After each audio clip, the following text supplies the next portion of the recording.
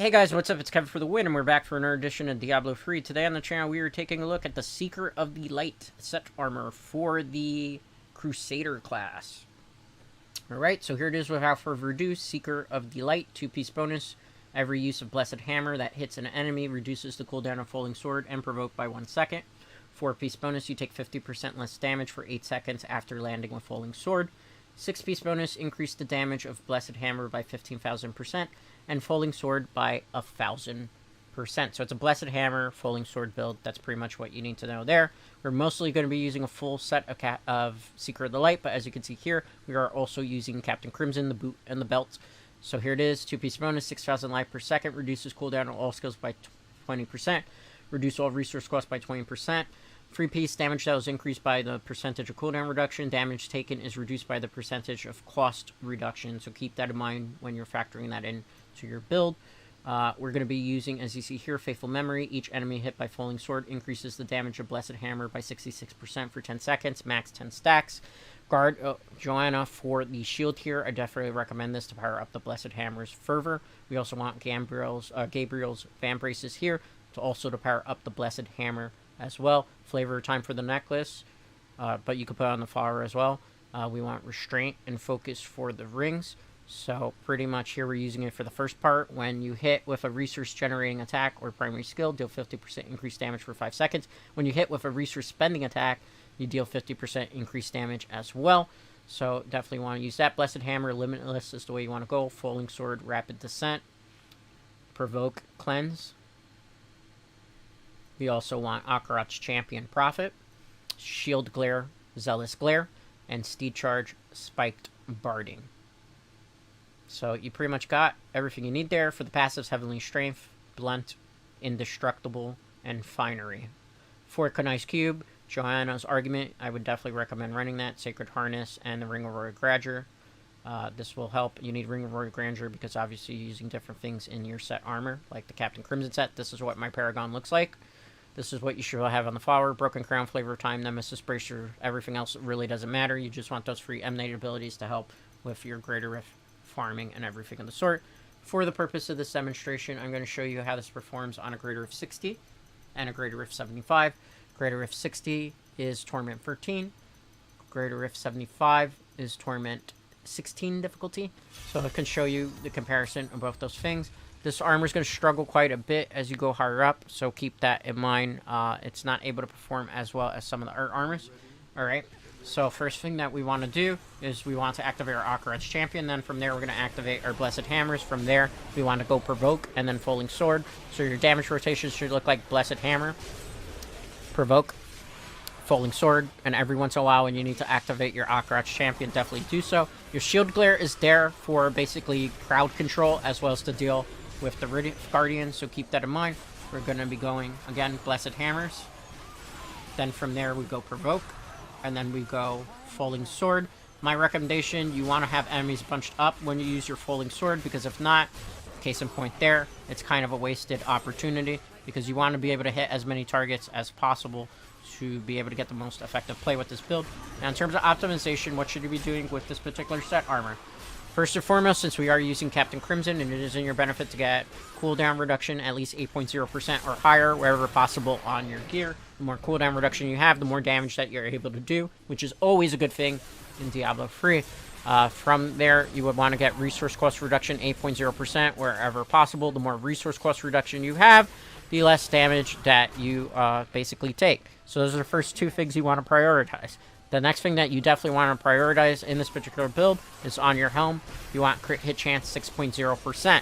On your gloves, I recommend these three stats. Crit hit chance 6.0%, crit hit damage 50%, and attack speed at least 8.0%. All three of those stats on your gloves will make the world of the difference. When you're climbing your Greater Rift, it might mean that you're able to climb another 10 or 20 without full optimization. For optimization, since this is a Blessed Hammer Falling Sword build, you want to get 15% Blessed Hammer wherever possible and 15% Falling Sword wherever possible as well. Obviously, Crusaders need a lot of strength, so you want to be able to get on all your pieces of gear and weapon the maximum amount of strength possible. Strength, very important. The more strength, the more damage you can do. So definitely focus on getting strength where you need to on this particular build. Further optimization, you want all your pieces of gear to be either Ancient Legendary, which is the gold border, or a Primal Ancient Legendary, which is the red border. Primal Ancient Legendaries will not drop for you if you're a seasonal character until you clear a Greater Rift 70 solo. If you're playing non-seasonal character, however, any non-seasonal character that clears a Greater Rift 70 solo will allow every other character that's non-seasonal to have access to Primal Ancient Legendary drops. Primal Ancient Legendary drops got less than a 2% chance of dropping, so you're not guaranteed to get stuff that you want, even if you try to farm very hard. Sometimes you can get in a Kanai's Cube if you're re-rolling something, a potential to get a Primal Ancient Legendary of exactly what you want, but it is very, very, very low chances. So again, damage rotations, you want to make sure that you have your Akarat's Champion up as much as possible. Blessed Hammer, Provoke, Falling Sword, Laver, Rinse, Repeat, those exact things, and you should be particularly fine.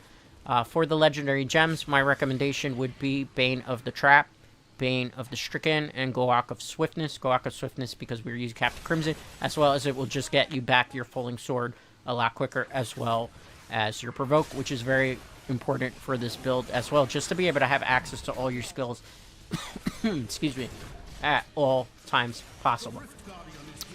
Rift Guardian is coming up. Same strategy as before. Shield Glare, Blessed Hammers, Falling Sword. It died before we hit it with the Falling Sword, though. And that is how you take out the Rift Guardian. Okay, let's level up these gems. We'll see what we get in terms of the clear time, and then I will move on to a higher, greater Rift level to show you how well this armor performs. Keep in mind, this is one of these armors that starts to struggle once it gets into Tournament 16 plus difficulty, as it's not really meant to be able to push that much harder. So keep that in mind when you're focusing on your build. My recommendation, if you want to play Crusader, hold that thought for a second. Greater Rift 60, 3 minutes and 30-second clear time. Let's do a Greater Rift 70 actually instead, because that's probably about where this armor can kind of push, as opposed to 80, because this is not ready for 80. Alright, so let's go Greater Rift 70 here. Same strategy as before. We're going to, or 75 I should say. We're going to go Blessed Hammers once we get into here. Okay, Blessed Hammers. We're same rotation, Provoke, Falling Sword. You want to do those damage rotations. Make sure you have your Akarat's Champion active. Now, in terms of armors that you could use for the Crusader class, this is kind of a mid-tier to low-tier type of armor. Probably one of the more underperforming armors. The only thing that performs at a less efficiency rate would probably be the Roland's Legacy set armor, which I will be covering in the not-too-distant future, perhaps even as early as next week. So yeah, if you want for Crusader, my recommendation is you should look at the Armor of Akan, which ironically is the starter set for this particular season at Diablo III, and take a look at my build. My build is not exactly like the starter build, in the sense that's not full set of Armor Akan. It's Armor Akan with Invoker pieces and Captain Crimson, but that's kind of an S-tier build, and that's probably going to put you at a better position to do very well if you're playing seasonal character, or just in general, as opposed to going with the Seeker of the Light, which struggles. It has to deal with tight corners, and these weapons that are flying around, the hammers, don't always do well on tight corners. It also has a tendency to getting overwhelmed, which is not particularly something I like to have happen with my particular set armor. So I would recommend Armor of the Khan. And then from there, the second best option would be the Aegis of Valor set armor, because you can zone things. Keep in mind that the reason why this is also a low tier armor is the fact that Echoing Nightmares are now going to be regular endgame event.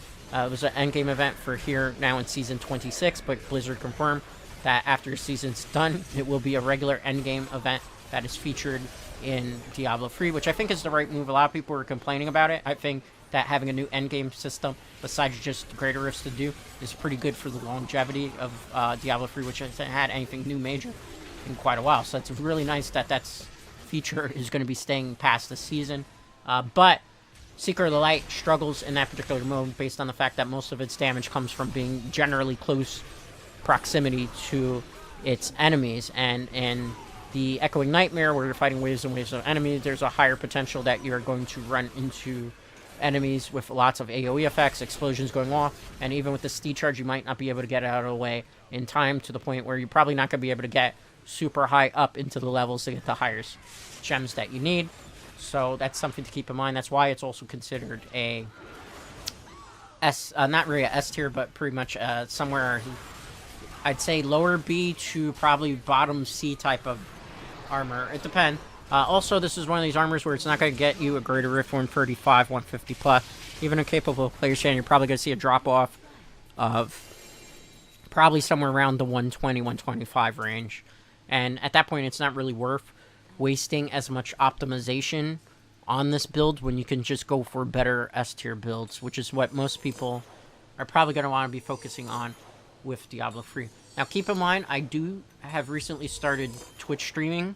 Sometimes I do stream Diablo 3 and Diablo 2 on our Twitch channel, so make sure to give us a follow on Twitch as well. That is twitch.tv/DreadScapeGaming. Let's see the clear time on this one. This is the last Greater Rift, okay?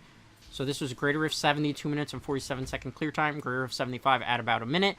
As you go into Tournament 16, you're going to see a significant drop-off in power because the enemies just have too much HP and too much defense, and this doesn't do as much damage in those particular Greater Rift levels, so keep that in mind.